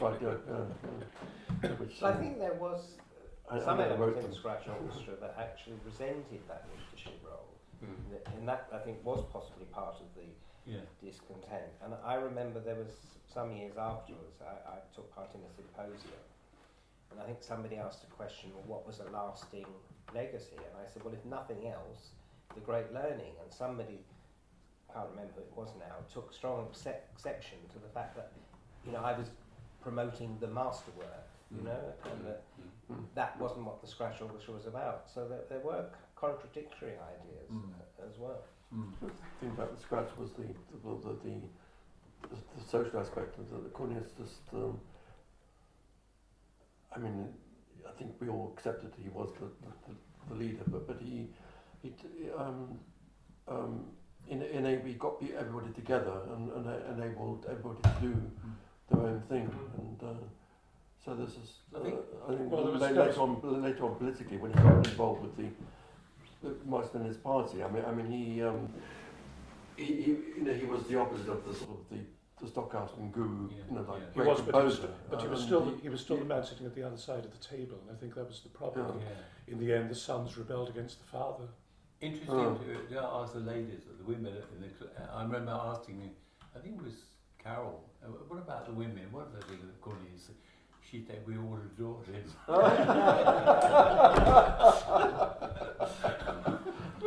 What do you say? We didn't get us didn't get a look in. Except Catherine, possibly. Yes, it's a rather dangerous generalisation, isn't it? What did all the men think of Cornelius? Did we all resent him? Well, I just asked a question about the women, and she said quite categorically. I think some of my was it Catherine? Carol. Oh, it was Carol. No, Catherine would have been more critical, I think. She would have said, well, we told him with reservations. Something I know, but I don't think she would have given that answer. No. But Carol did, and obviously there's a grain of truth there. Must be. The women liked him. It was good talking. You go to a party, he would sit down without saying anything. Women would come down, somebody would come down and sit, often a woman, and pour out a heart to him, and he didn't know the person. And then he would make some devastating reply, which actually was a clarification of a problem. And she said, oh yes, thank you, why didn't I think of that? Just go away. And he could say, in a nutshell, he could see what was going on and would say something of relevance.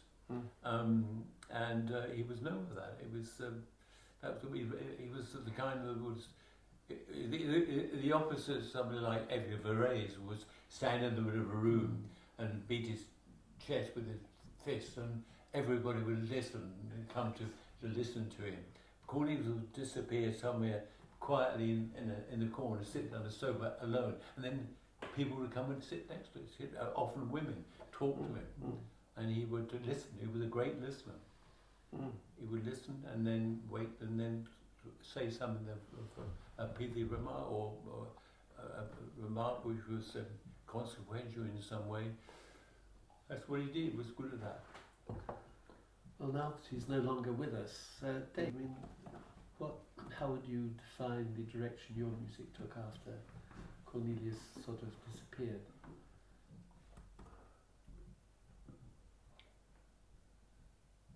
I'm not quite sure how to field that question. Straight bat, old chap, straight bat. Well, a lot of the music's political references today. Would that have been the case? Do you think there was Cornelius had a say in that? A lot of the Irish pieces, the Palestinian. I mean, not only, but the large, the Ray Powell piece, the Bobby Sands piece, an incredible piece, wonderful piece, and that one of that had come out had it not been for your political experience. Oh, probably not, no, but I didn't really think what Cornelius was doing with his pieces, his political pieces in the 70s was necessarily the right way. No, that doesn't matter. It seemed that he was not willing to take on music history. In other words, he didn't seem, I saw apart, particularly interested in the kind of music which had happened in years past, which was basically aiming for the same things he was aiming for. I found that quite puzzling because I thought it was quite important to learn. You had a knowledge of world music, which he definitely didn't have. Your knowledge of world music, subsequent at that time and subsequently was something I don't think he had that. Your knowledge of South American music, for example. Yeah, I didn't know South American music until the 80s, really. Well, it doesn't matter when, if you did, you came round to that before that, the Irish music, the Balkan music, all kinds of music. And you continue with that music from Kerala, all kinds of places. That was, he didn't have that breadth of knowledge of world music. I think it's not only world music. I think he also struggled with popular music. You know, the gestures, the language, which could have reached to the sort of people who listened to music which was not classical. See, he seemed to find very, very difficult. I know he said well, he had to accompany a singer in a pub, I think, and he found that almost impossible. Something which, to us, especially, would be second nature. And he found that sort of play very, very difficult indeed. And that sort of, there seemed to be a sort of... Yeah, he admitted that, didn't he? He did say that he found that difficult. Getting back to David. I think the rather exclusive view of the Chinese in the early to mid 70s tended to influence his own thinking in terms of exclusivity. My own view is really rather different because sort of having started going on holidays to Albania and finding that there was actually extremely healthy and varied folk music going on, as well as all sorts of other different kinds of music, seemed to be the opposite pole, and seemed very much more healthy line, really. There was, it's strange really because I came to London in '71 and joined the Scratch Orchestra really quite late, and therefore found myself in a rather strange position of being really quite interested in what the Scratch had done and was doing, and also as interested in the way things were going politically as well, which did not seem in any way a contradiction for the Scratch Orchestra. So I found myself in being very interested in both of the things which you were supposed to be interested in, one or the other, and there weren't many people about apart from possibly Richard who seemed equally interested in both. So that was a problem, and continues to be a problem actually throughout the 70s with my dealings with Cornelius. And eventually, it's this thing which relates to having to earn a living. I remember because I played in People's Liberation Music as well as Hugh, and I think I opted out sort of about 1976 because I was getting pressurised by Laurie Baker to turn up to these demos on Saturdays when I taught. I was getting pressurised by Cornelius. You should come to MU meetings. They happen every Thursday afternoon or whatever they did. I teach on Thursday afternoon. Two of the sort of 3 times during the week that I managed to sort of hold down a job. And I just thought, look, either I throw up my jobs, which I'm not going to do because I need to earn money, or I'm going to have to have a break from PLM. So I had a break from PLM. And nobody, actually you about 2 weeks later you came to see me, which turned out, I discovered later, years later, completely off your own bat. And I thought, they've sent him to such Oh, sorry. Really? You came around to my house and said, have you left Did they give you a hard time then? No, he didn't at all. No, it was perfectly friendly, which made me even more suspicious. Oh, right. Very fun. But I mean, years later, he told me, nobody told me to come round. I just came round because Just a social visit. Anyway, so I mean, particularly after '77, when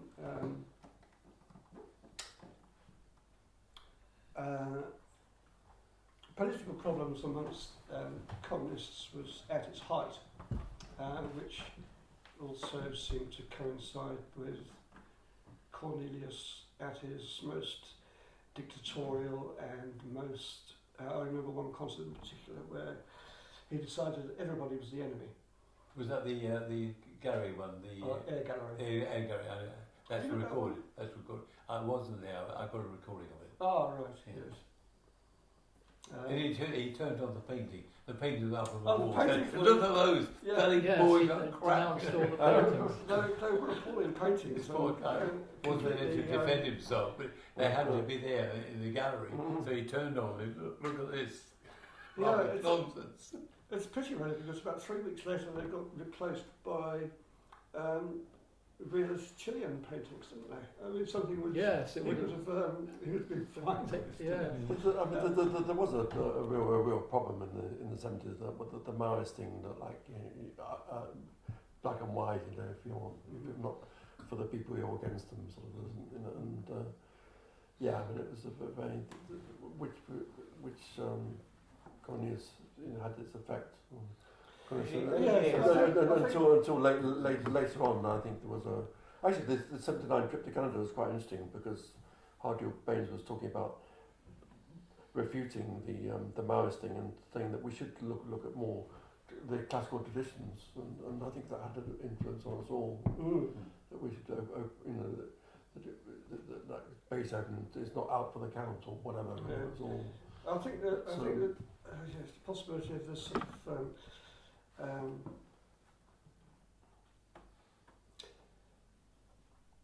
a particular change of mind, which was all encompassing but not explained. So I remember meeting Cornelius once in 1977, and after sort of pounding the line that there is no such thing as art above classes, he then said to me, there is of course a thing of art is above classes. Hang on. Where are we going here? Right, okay. I think I'll continue on my own way. I think I'll sort of steer clear, but remain friendly and supportive, but He had a lasting effect. at a point which was detached. He had a lasting effect on me, not musically, but with the direction of my life, because it was in '71 that I got involved with the trade union movement. I was working at Heathrow at the time. I always remember somebody at Scratch Orchestra meeting said after the revolution we'd rename Heathrow as Heathrow Airport and rename Tilbury Docks as Tilbury Docks. I was always a revisionist. But that's an aside. So, I was working at Heathrow and I got involved in the trade union. I joined, rather than joining the Communist Party of England, Marxist-Leninist as it was then, I joined the old Communist Party of Great Britain, which was the one that was set up in the 1920s. And of course, I then in '79 I became a full-time trade union official. So the next 30 years of my life were very much started by those events of the politicisation of the Scratch Orchestra, also the experience of working at Heathrow. The two coming together sent me off in a direction. So yes, it did have an effect on the rest of my life.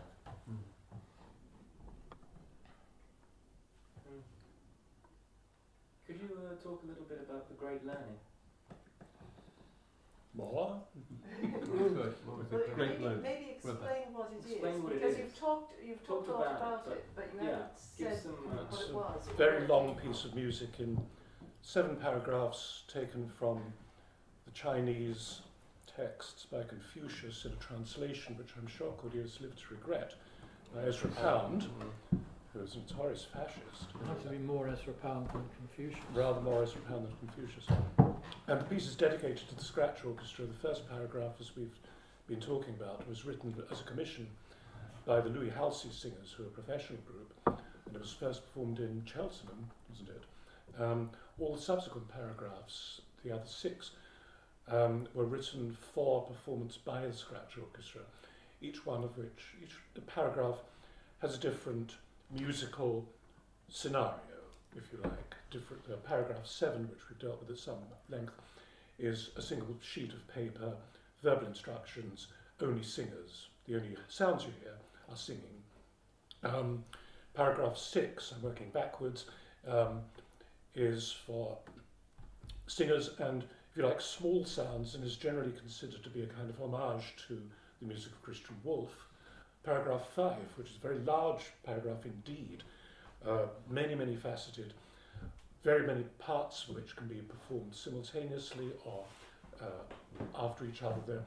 It begins with a very complicated dumb show which has to be taught. Michael has made an immortal recording of that. Yeah. It has been memorised. Very difficult instructions. They're based really on Native American signage, I seem to remember. And after that dumb show, it continues. There are a number of what Cornelius calls ode machines, which are notated rather similarly to the notations in paragraph 1 of the Great Learning. Once again, no time signatures, no key signatures, nothing like that. But have to be, they're virtuoso pieces. And then there are various machines, which are an homage to John White, who's very famous for his machines. And the whole piece ends with an improvisation. Whatever else happens in it, you end with an improvisation. That's a very long paragraph. The whole of the Great Learning can be performed in one day, but it takes a very long time, 8 or 9 hours possibly. Paragraph 4, which we've talked about. Something about 5. It does necessitate the participation of really professional singers, of singers that can really. Well, that's I mentioned the ode machines. Very difficult. You need people, which we did. We had people like Joe Nidlick and whoever. Yes. That's the irony, you know, because the strat, and then you have this middle section, the other half, second half of improvisation is quite the opposite. Quite the opposite. All things go and everybody's in it together. Yeah. So. And then paragraph 4 has a very long organ solo. It's for organ and speakers who also have cushions or similar things which are hit with wands, or it doesn't have to be cushions, it could be sonorous substances, that's what it says. And the text is kind of chanted in canon. One person starts, second person begins, third person. So you go down a row over and over. Paragraph 2 is for voices and drums, and that one we talked about quite a lot. That was one which was a sort of truncated version, was recorded on Deutsche Grammophon and also performed at the proms. And we've mentioned paragraph 1. So the whole Paragraph thing. 3. Paragraph 3. Paragraph all those paragraphs each one requires some professionalism, like Yes. the organ parts, the singers, except for 7, I suppose you could say. 7 is the only one. Yeah, 6, I suppose 2 as well, but certainly one in the drumming 2 is not easy.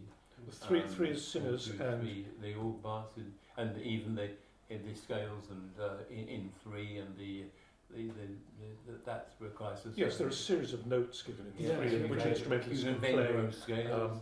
And They're all low all instruments, aren't they? low instruments, and there's a drone A flat, which continues all the way through. The choir, because there's a choir, has particular coordination points within that. But I think the thing to say, So that's each of the probably the paragraph that's would be decent for non-musicians. apart from 7. Apart from 7, yeah.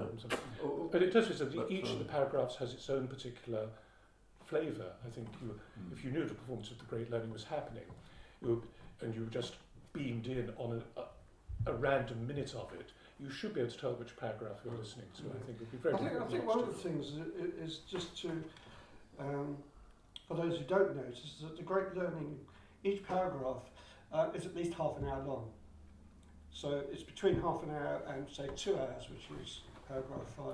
Some of the Six is probably paragraphs- the shortest. Yes. Some of the paragraphs basically deal with effectively one musical idea which is stretched out for that length of time. Some of the paragraphs aren't. So paragraph 5, for example, is the opposite because it's got a lot of information and the potential for a lot of different things to happen, although certain things will happen. Nevertheless, paragraph 5 has got a lot more variety than in And in the score, it's about 5 or 6 Couple of pages little- long, with musical notation, verbal notation, graphic notation. Playing Also games, mixed with- inventing games, that kind of thing. Yeah, it's a microcosm of the entirety of the way the Scratch Orchestra works, which is interesting because, of course, it's towards the end of the whole sequence, but it epitomises everything that the Scratch Orchestra could do, if you like. The first performance of paragraph 3 was one of the very, I think, most interesting Scratch Orchestra concerts because it was done at the German Institute. Yes, the in Exhibition Road. Wandel concert. Yeah, and it started off with, the German Institute has this central staircase, and we all started off in the beginning as doing George Brecht's comb music, and then there was various activities in the various rooms. There was a silent room. I think the various subgroups of the Scratch Orchestra took part. I think even other, I think maybe intermodulation was there. Yes. And there were lots of groups. And a lot of other groups. And then at the end, we all came together back in this central staircase with all these instruments ranged around the central staircase, playing these very low notes and scales. And it was quite mesmerising performance. It's one of the ones probably that sticks out most because it's just an incredibly beautiful performance with the sound wafting up and down the staircase and the voices coming in. I suppose what I meant earlier is I think the paragraph 3 is the one most geared to like sort of what you might call trained musicians, whereas say paragraph 7, I mean Anybody can do it. Anybody can do it. And I suppose Yeah, that's the 3 important thing requires about trained voices because you have specific chords you have to sing. And Yeah. It specific doesn't require trained voices. You can get the chords. You can get the notes of the chords from an instrument. Which Yes, is- yes, Sorry, you yes, can. yes, Yes, yeah. yes. Yes, you can. It But possibly you've helps. got to have some professionalism somewhere in that performance. I think there's a distinction between something we could perhaps question is this talking about trained and untrained musicians. Because in the context of Cornelius's work as a whole, and of the Scratch Orchestra in particular, you were always in a state of learning something. So anyone who wants to get involved in music is learning to do new things in this situation. So it's important to see that musicians there's a continuum, a spectrum from relatively untrained to relatively expert, and that people are learning as they go along. So that there's no hard and fast distinction between trained and untrained in this. I suppose that's what made it all so new. And instead of the 50 millionth performance of Beethoven's Fifth, you have something like a possibility of new things happening, exploring the new. Does that answer your question? Yeah, well, absolutely, yeah. I mean, I'm just trying to delve into it from someone's perspective who sort of, would have no idea what we're talking about, right? So it all sounds very exciting, problematic in parts and so on, and it all sounds like it affected your lives in various different ways. So why did it finish? Why did it end? Why did it cease to exist, or has it continued to exist It's continuing. in its various ways? No, the I once actually wrote that the Scratch Orchestra didn't die, but like Marx's view of the state, it withered away. Well, it hasn't withered away yet. Well, not completely, but it has sort of, it's withering, but it's sort of limping up to its feet. Well, there are all kinds of new initiatives which Yes. are inspired by the Scratch Yes, Orchestra, yeah. like this performance actual- of Irma tomorrow with Yeah. Jane. I mean, she's very inspired by the Yes. Scratch Orchestra. She believes it's never died, and she Yeah. wants to be part of its continuing life. So I think I wrote somewhere that the Scratch Orchestra is like a kind of background radiation left over from the Big Bang that surrounds us. We can't get away with it, we can't avoid it, even though it may be a very long way away. Nevertheless, it is omnipresent. We were talking earlier about what would have been like if we hadn't met Cornelius, and it's difficult to, impossible to imagine. We would not have been sitting around the Different. stage. Quite different. I think people who are not here today, people that we know in the Scratch Orchestra were profoundly influenced by it and would not be doing what they're doing now had it not been for the Scratch Orchestra. Thinking people like Cy and Cy Edison, Tim Mitchell, probably Catherine, a lot of people. They've all been Laurie influenced, Baker. strong, powerfully influenced, and that's why they're doing what they're doing. But that's not to say that. So the Scratch Orchestra doesn't exist, the entity in itself now, but its influence is limitless. I think one thing to be said about the Great Learning, which perhaps we haven't said, is that unlike a great deal of other music, it cannot really exist as a recording. It's a live event. You have to be there, either as a participant or audience member. You can't look at a score and follow it through in the way that you can, like Mahler's Second Symphony. It doesn't exist outside. It only exists when people make it live. I mean, you could say that about Mahler too, but nevertheless, the idea of Mahler too exists in the dots that Mahler wrote. Whereas the Great Learning is so amorphous that unless you experience it live, you can't really understand what it is by us old men sitting around and talking about it. So the other thing you can say about Great Learning is it's kind of here to stay. I mean, there's not many major pieces of music which are, like a... It's still being played It's still being around played, the world now. a lot. as we speak, yeah. Whereas so many bits of new music, they get one performance and that's it. But the Great Learning... Yes, or acquired forces. If you compare the Great Learning to Stockhausen's Licht, it's fairly obvious which is music for the people and which is not music for the people. Yeah. Music for the people. I suppose I could ask you what you mean by that. Because You could, but this, however, is for another discussion. No, I mean, my first... I've often thought myself, just simply because my first experience of the Scratch Orchestra was actually coming to the rehearsal and first performance of Paragraph 4, Paragraph 1. And in fact, that was the first time I actually met Cornelius as opposed to phoning him up.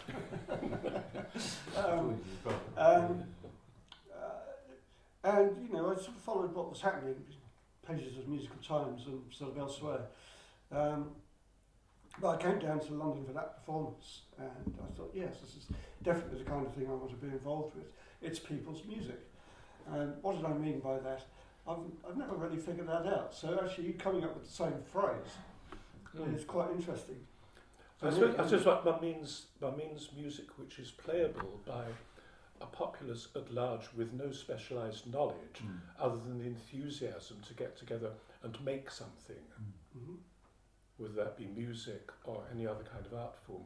Whereas Licht can only be approached by somebody who is steeped in a particular tradition, has had a particular kind of training, who has a particular kind of mindset, and has the necessity and the willingness to be under the spell of the omnipresent and all-encompassing composer.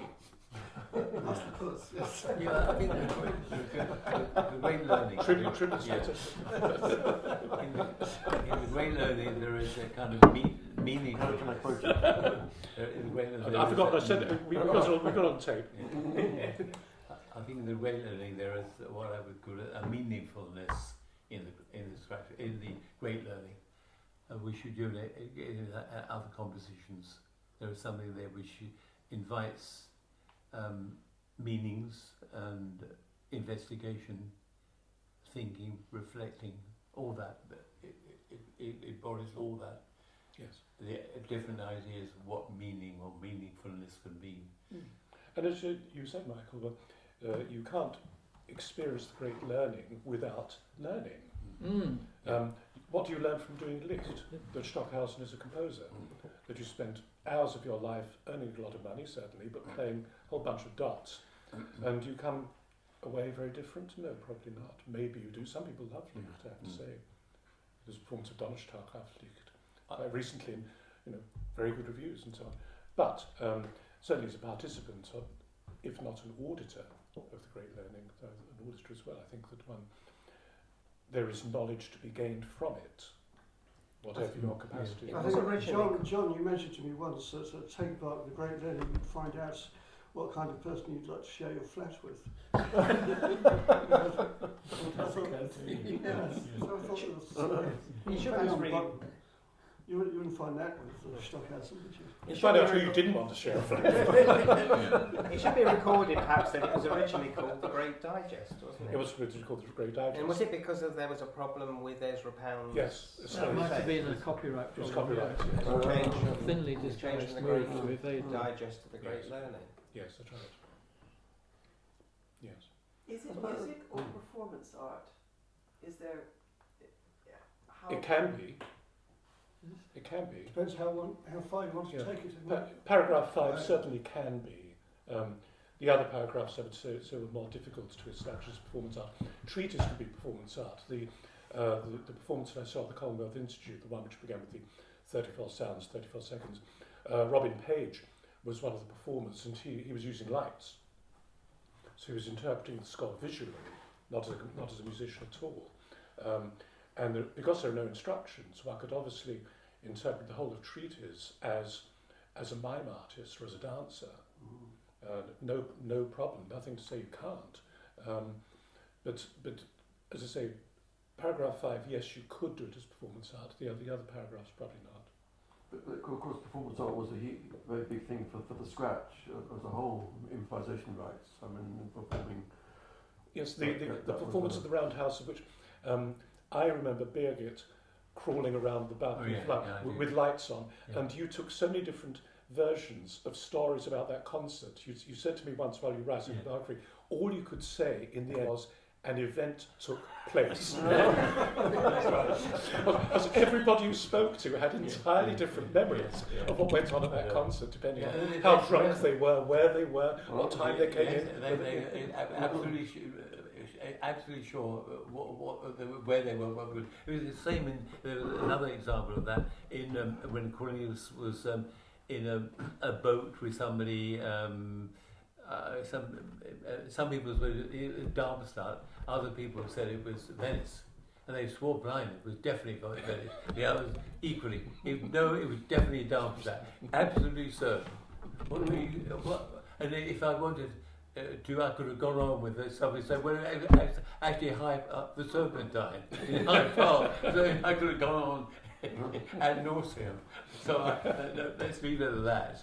And so there was an event of some that's the problem of being a biographer, isn't it? That, you're at the mercy of people's events, which are refracted through their own experiences. Yeah, exactly. I mean, the whole thing, I feel the book is, in a way, I'm the editor. I mean, I rely on so many people to say what they will remember what they think, and that was so I was editing in a way, and it was something it's a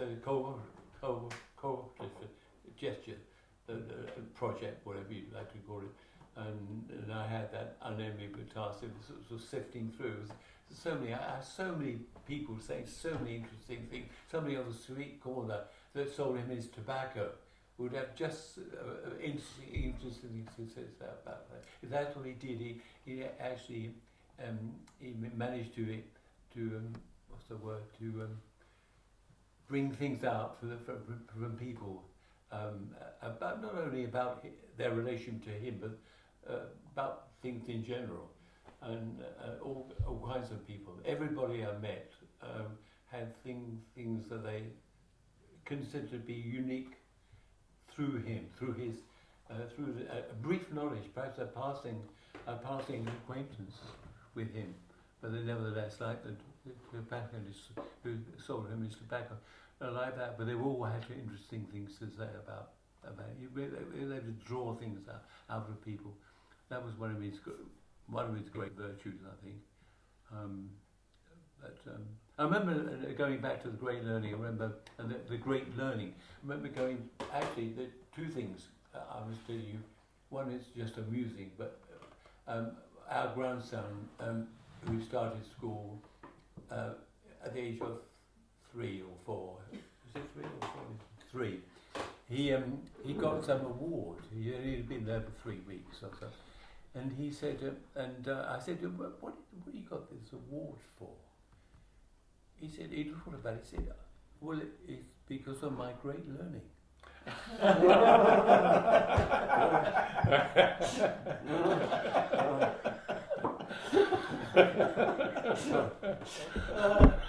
Yeah, the tradition's not dead. Less appetizing. This story about when we did the concert in Augsburg in Germany. You did the paragraph 7, immaculate performance, wonderful, different choirs and absolutely beautiful. But at the end, somebody decided to prolong the piece, which sometimes happens, and basically this Romanian extrovert decided that the piece should be 20 minutes longer and did a 20-minute solo of a very extrovert, making up basically a cadenza which he invented himself, which of course the Germans were absolutely furious, and I can understand it. And they really were free. They ruined our wonderful performance, a perfect performance. I said, well, hang on a minute, this is called the great learning. The guy was learning. And let's hope he has learned. But he was learning. And he learned, he totally must have got the vibration for your response to it. But maybe he did, maybe he didn't. But he had to do a bit more learning. But they were very, I could understand. It was a wonderful performance. It sounded beautiful. The sound was wonderful. And then for this nonsense to go at the end, it was awful. It was terrible. Just some idiot wanted to draw attention to it. So it's awful. I think perhaps people sort of smothered him with coats, like a piano player. He would have taken that on the chin, Cornelius, as a composer. Well, but then you could say, well, he wasn't doing what he was asked to do. So you could say that in that sense it was wrong. Well, asked to do rather than told. He was asked to do. No, rather, he was asked to do that. He didn't. He wasn't obliged to play the piece, and then nothing about doing a cadenza and singing different notes and inventing things. That was not in the score. So you could say on that level, you could say, well, he was subverting the piece. So he was destroying the piece. So in that sense, the Germans were right. Failure of social responsibility. Yeah, exactly. It's difficult to think of another composer who's sort of has such an extraordinary effect on in so many different ways. I mean, there's about the great learning, but then there's the Morley College last few years. There's the Cornelius Cardew Concert Trust have put on various concerts. I've written several pieces for that, and it's to do with the opening the path of progress, which can be interpreted in lots of different ways, not necessarily overtly political, but that's like an interesting development, I think. But that's just one thing out of many. I think we're through.